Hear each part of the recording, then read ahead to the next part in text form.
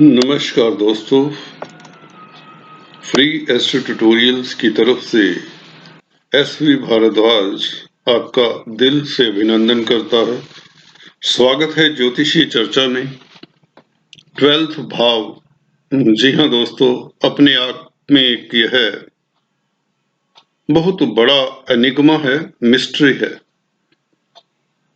जरूरी नहीं 12th भाव बुरा ही फल दे। चर्चा रहेगी इस बिंदु के इर्द गिर्द, इस पॉइंट के इर्द गिर्द। जरूरी नहीं 12th भाव बुरा ही फल दे। फलित ज्योतिष के माध्यम से यह एक शोध का विषय रहेगा उन लोगों के लिए भी जो एस्ट्रोलॉजी की प्रैक्टिस कर रहे हैं। इस वीडियो के जरिए मैं उन तथ्यों को आप लोगों के सामने रखना चाहूंगा जिसके कारण कई बार कॉन्ट्राडिक्शंस भी हो जाते हैं एस्ट्रोलॉजर्स में। प्रैक्टिकल एक्सपीरियंस की बात होगी सच्चाई की। जी हाँ दोस्तों, कई बार शास्त्रों में लिखा हुआ एक पहलू ही दिखाता है और व्यक्ति विशेष, जातक विशेष जिसकी कुंडली होती है वह सोचता है कि मेरे प्लैनेट्स 12वें घर में हैं या इस 12वें घर के प्लैनेट की दशा आ चुकी है, तो अब क्या होगा। और उल्टे देखा गया है कि व्यक्ति सम्मान भी पाता है, इज्जत मान पाता है, तरक्की भी होती है।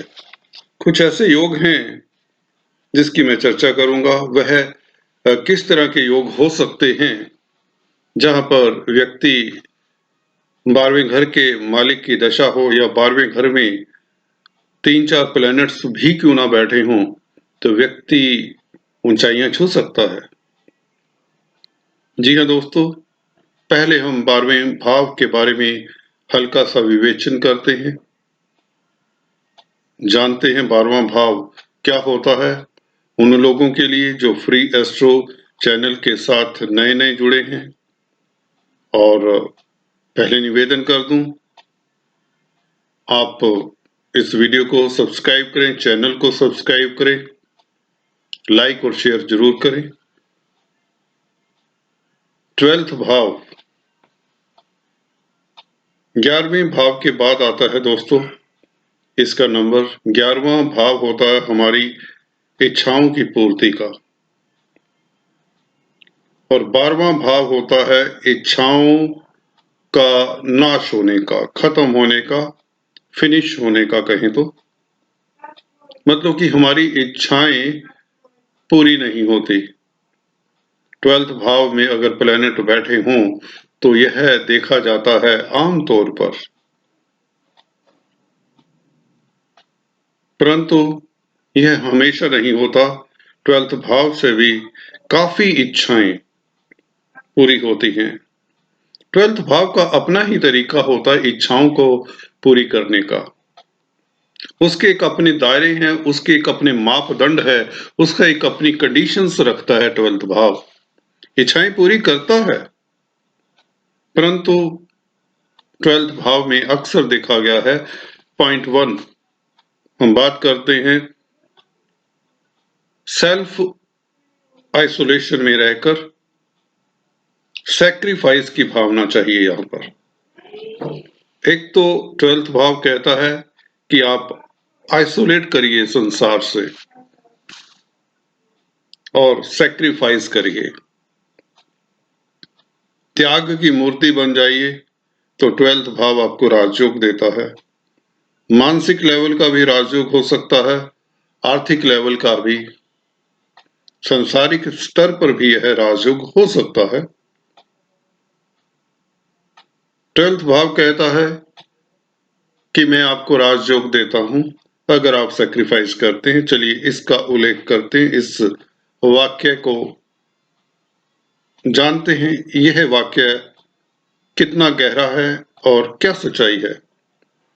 सैक्रिफाइस, देखिए 11 भाव हैं, इसमें सैक्रिफाइस कहीं नहीं आता।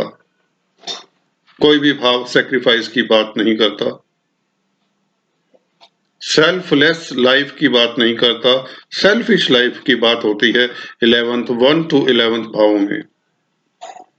अपने लिए जीवन की बात होती है, स्वार्थ की बात होती है, संसार में ऊंचाइयां छूने की बात होती है, उपलब्धियां हासिल करने की बात होती है। 12वां भाव सैक्रिफाइस की बात करता है, त्याग की बात करता है। अगर आप फॉर एग्जाम्पल हॉस्पिटल्स में हैं, जी हाँ दोस्तों, अगर आप हॉस्पिटल्स में जॉब करते हैं, मेडिकल लाइन से संबंधित है, अगर आपका व्यापार, बिजनेस, आपका डेली रूटीन, नर्सेज हो सकती हैं, डॉक्टर्स हो सकते हैं, कई तरह के हेल्पर्स हो सकते हैं। जो भी लोग हैं दिन रात हॉस्पिटल्स में लोगों के जीवन की रक्षा करने में लगे हुए हैं दोस्तों, अपनी जान की परवाह किए बिना, वह सैक्रिफाइस ही होता है। यह बात दूसरी है, कलयुग का समय है, आज डॉक्टरी प्रोफेशन भी बन चुका है, डॉक्टरी भी प्रोफेशन बन चुका है, एक नोबल काज कम रह गया है, फिर भी अभी भी काफी भला प्रोफेशन है। काफी लोग बहुत दिलो जान से इस डॉक्टरी लाइन में अपना सर्वस्व लुटा देते हैं, डे नाइट की चिंता किए बिना लोगों की जान बचाने में लगे हुए हैं, रिसर्च में लगे हुए हैं। तो यहाँ पर यह एक सैक्रिफाइस हो जाता है।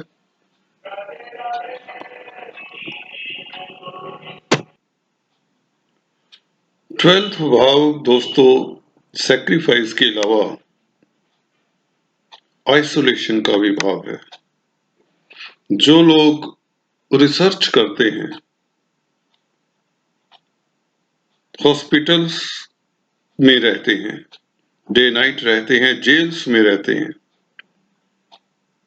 जेल्स में आइसोलेशन ही है, एक तरह की सजा मिलती है। जो मेंटली रिटार्डेड इंस्टीट्यूशंस में है, ओल्ड एज होम्स में है, अनाथालयों में है, इस तरह की जो इंस्टीट्यूशंस हैं जहां पर संसारिक गतिविधियों से व्यक्ति दूर हो जाता है, वह 12वें भाव के प्लैनेट्स अक्सर यहाँ पर व्यक्तियों को ले आते हैं। व्यक्ति चाहे या ना चाहे ऐसा हो जाता है। सबसे कड़वा सच ये है कि कई बार अगर नेगेटिव प्रभाव में हो, उसका मैं अभी डिटेल में बताऊंगा। शुभ प्रभाव क्या होता है, नेगेटिव प्रभाव क्या होता है, कौन से प्लैनेट्स बैठे हों, किस स्थिति में बैठे हों तो अच्छा फल मिलता है, कब बुरा फल मिलता है, उसकी भी चर्चा करेंगे। ज्यादातर हॉस्पिटल्स में एडमिट होना, जेल में जाना, प्रिजन्स में जिंदगी गुजारना, असाइलम्स में, इंस्टीट्यूशंस में इस तरह के जीवन गुजारना, एडिक्शन सेंटर्स होते हैं उसमें जिंदगी गुजारना, ये 12वें भाव के प्लैनेट कर देते हैं जब उनकी दशा अंतर्दशा आती है। इसके साथ साथ अगर ऐसा नहीं होता, 12वें भाव की जब स्थित 12वें भाव में स्थित प्लैनेट की दशा में ऐसा नहीं होता, बीमारी नहीं होती, इस तरह के नेगेटिव इंसिडेंट्स नहीं होते, तो व्यक्ति स्पिरिचुअलिटी की तरफ भी चला जाता है, घर बार तक छोड़ देता है और संसार से विरक्त होकर अध्यात्म की खोज में, शांति की खोज में चल पड़ता है। यह भी 12वें भाव के प्लैनेट्स करवा देते हैं। इसी तरह से अगर व्यक्ति संसार में रहता है, 12वें घर का मालिक के अलावा दूसरे प्लैनेट स्ट्रोंग हैं, 12वें घर के मालिक के प्लैनेट इतने स्ट्रोंग नहीं है, उसकी अभी चर्चा डिटेल में समझाता हूं। तो व्यक्ति का लॉस होता है 12वें घर के प्लैनेट की जब दशा होती है। नुकसान होता है, एक्सपेंडिचर होता है।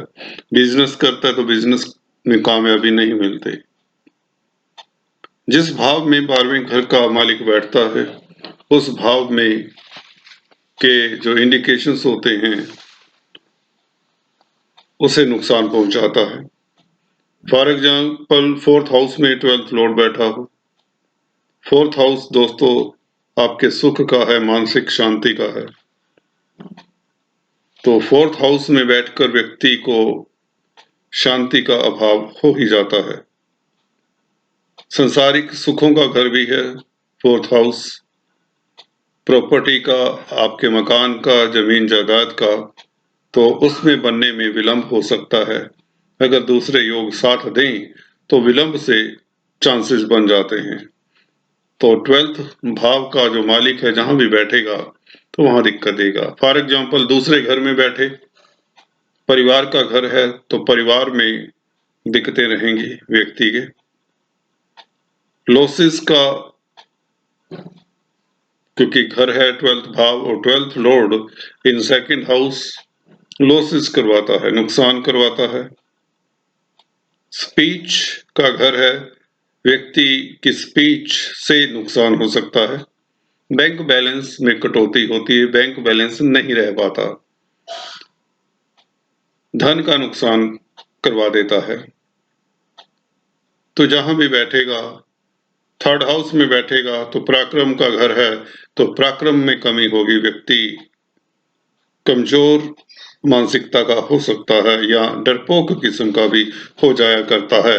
अगर 3rd लॉर्ड और चंद्रमा भी कमजोर हैं तो ये निश्चित बात है। भाइयों को, छोटे भाई बहनों को कष्ट हो सकता है।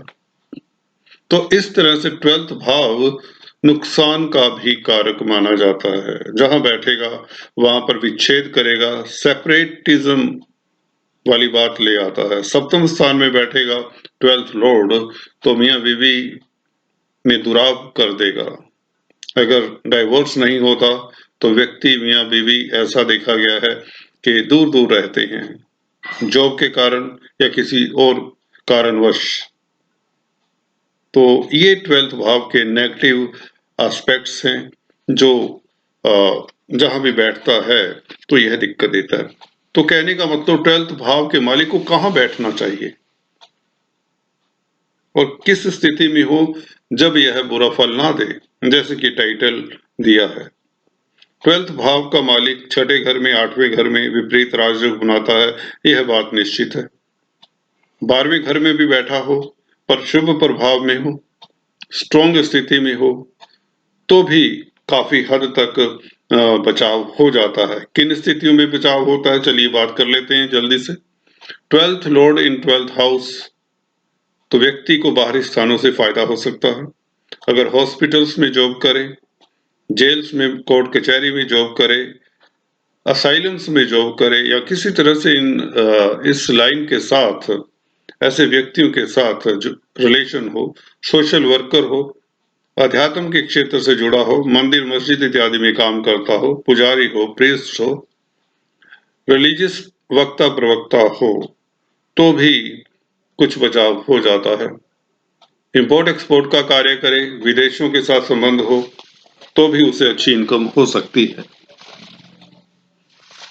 6th और 8th हाउस में संबंध रखे 12th भाव तो विपरीत राजयोग होता है। व्यक्ति दिक्कतों के बाद, स्ट्रगल के बाद, फेलियर्स के बाद सक्सेस पा ही लेता है अगर यह विपरीत राजयोग के साथ केंद्र त्रिकोण के मालिकों का संबंध ना हो। 6, 8, 12 घरों के मालिक प्योरली बैठे हों, अकेले बैठे हों, जैसा कि विपरीत राजयोग के बारे में आप लोग सभी जानते हैं। चलिए ये तो डिटेल्स में हम चले गए। तो ये भी बताना जरूरी था कि 12th भाव बुरा ही फल नहीं देते, अच्छा भी फल देते हैं विपरीत राजयोग के चलते। अभी बात करते हैं 12th भाव में कुछ लोगों के बहुत सारे प्लैनेट होते हैं। किसी के 2 होते हैं, किसी का 1 है, किसी के 3 हैं, 4 हैं। अगर यहां पर दोस्तों 12th भाव का मालिक स्ट्रोंग है, ध्यान से सुनिए, यह यथार्थ प्रैक्टिकल बात बता रहा हूं। अगर 12th भाव का मालिक स्ट्रोंग है और उसके साथ कोई भी प्लैनेट बैठे हों, मैलिफिक हों या शुभ हों, तो 12वें भाव में बैठे हुए प्लैनेट बहुत ज्यादा परेशान नहीं करेंगे, व्यक्ति को अंततः तरक्की दे देंगे। 12th Lord should be पोजिटेड in 12th house, या अगर कहीं बाहर बैठे हैं केंद्र त्रिकोण में 12th भाव का मालिक से हम बात करते हैं मकर लगन की, बृहस्पति 12th लॉर्ड होते हैं। अगर 12th लॉर्ड 12th भाव में बैठा है तो यह व्यक्ति को अंततः सक्सेस दे ही देता है। फेलियर्स के बाद, एक्सपेंडिचर के बाद, कोर्ट कचहरी के चक्रों के बाद जेल इत्यादि तक जाना पड़ जाता है। अगर 12th लॉर्ड केंद्र में बैठा है, फॉर एग्जाम्पल मकर लगन के लिए जुपिटर 4th हाउस में बैठा है, अपने घर को देखेगा 9th दृष्टि से, तो 12th भाव स्ट्रोंग हो जाता है। जब भी कोई प्लैनेट अपने घर में होता है, अपने घर को देखता है, तो उसका फल बुरा नहीं मिलता।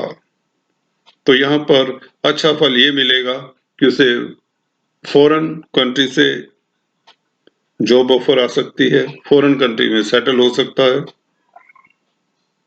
हॉस्पिटल्स में उसको जॉब मिल सकती है, डॉक्टर हो सकता है, स्पिरिचुअलिस्ट हो सकता है, तांत्रिक हो सकता है, एस्ट्रोलॉजर हो सकता है, डिटेक्टिव हो सकता है, आर्टिस्ट हो सकता है। 12th भाव से हम क्रिएटिविटी भी देखते हैं, तो इस तरह के उसके प्रोफेशन हो सकते हैं। जेल में सुपरिटेंडेंट हो सकता है, जेल में क्लरिकल जॉब हो सकती है, हॉस्पिटल में क्लर्क हो सकता है, मेडिकल लाइन के साथ हो सकता है, केमिस्ट हो सकता है, अगर 12th भाव का मालिक 12th भाव को देखे या 12th भाव में ही है। तो इस तरह से हम देखते हैं कि ये जरूरी नहीं है कि जब 12th भाव के मालिक की दशा आए, ये लॉस तो करवा देता है, बीमारी भी दे सकता है, जेल में पहुंचा सकता है, प्रिजन में पहुंचा सकता है, कारागार में पहुंचा सकता है। इसके अलावा और क्या तथ्य हैं जिसके विषय में हमें जानना चाहिए? यह है स्लीप का भी घर आपका। अगर 12वें घर में मैलिफिक स्टार्स जैसे कि शनि, राहु, केतु का प्रभाव है, तो व्यक्ति की नींद के ऊपर भी बुरा असर पड़ता है। इसी तरह से यह घर सोशल वर्क का भी है। जो सोशल वर्कर हैं, चैरिटेबल होते हैं, उनके लिए इस भाव में अगर प्लैनेट हैं तो व्यक्ति को नेम फेम तक भी दिलाता है। जैसा कि बताया आपको, यह भाव आर्ट का भी है, कला का भी है, लव लाइफ का भी है, कंजुगल लाइफ का भी है। अगर शुभ प्रभाव है, यहाँ पर शुक्र, बुध, जुपिटर इत्यादि बैठे हैं, तो व्यक्ति की लव लाइफ उत्तम होती है, मैरिज लाइफ ठीक होती है। शुक्र का खासकर यहाँ पर बैठना व्यक्ति को संसारिक सुख मिलते हैं, राजयोग कहीं तो भोगता है, किसी न किसी पड़ाव में लाइफ के उसे सारी सुख सुविधाएं मिल जाती है, मान, यश, यश, मान, कीर्ति इत्यादि मिलता ही मिलता है। ड्रीम्स का भी भाव यही होता दोस्तों। आपके सपन कैसे होंगे, अच्छे होंगे, बुरे होंगे, यह भी इससे आइडिया लगता है। कई बार ऐसा होता है कि 12वें घर में बैठे हुए प्लैनेट व्यक्ति को इंट्यूशन पावर भी तेज करते हैं। फ्यूचर के बारे में प्रेडिक्ट करना उसके लिए काफी आसान हो जाता है, चाहे उसे ड्रीम्स आए, चाहे वैसे आभास हो, इंट्यूशन हो, तो ऐसे व्यक्ति तभी एक एस्ट्रोलॉजर्स इत्यादि या भविष्य वक्ता बन जाया करते हैं। तांत्रिक विद्याओं में भी महारत जिन लोगों को होती है, उनका 12वां भाव काफी स्ट्रोंग होता है। Strong in the sense, negative sense में। यहाँ पर कुप्रभाव, राहु, शनि इत्यादि का प्रभाव होना चाहिए, तो ऐसे व्यक्ति तांत्रिक विद्या में भी माहिर होते हैं। अगर शुभ प्रभाव होता है तो व्यक्ति योगी बनता है, अध्यात्म के मार्ग में तरक्की करता है। 12वां घर नॉट बट द लीस्ट मोक्ष का भी घर है। अगर यहाँ पर कहते हैं केतु बैठा हो तो व्यक्ति को मोक्ष मिलता है। काफी हद तक सच है बात। ऐसे व्यक्ति देखे गए हैं जिनका केतु